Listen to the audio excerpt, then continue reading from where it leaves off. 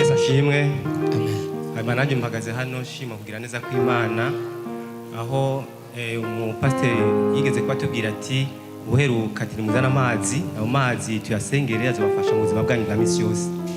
Ayo mazi yarankoreye igitangaza muhira, aho ku wa gatandatu heruka umwana yafashwe bukumbi, bampagara iyo nari mu dukorwa twa misi yose, sanga umwana bamutwaye kwa muganga ari muri koma.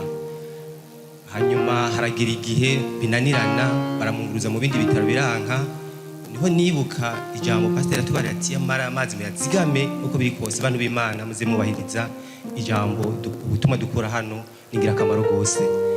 Amazi narayatumye ko ndi mu bitaro, umwana aremvye cyane nabuze kuntu ndi bubigenza, imiti iriko irasendwa.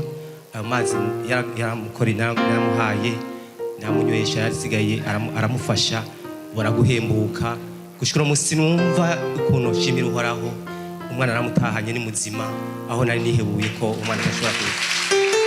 Komera Imana amashyi menshi cyane.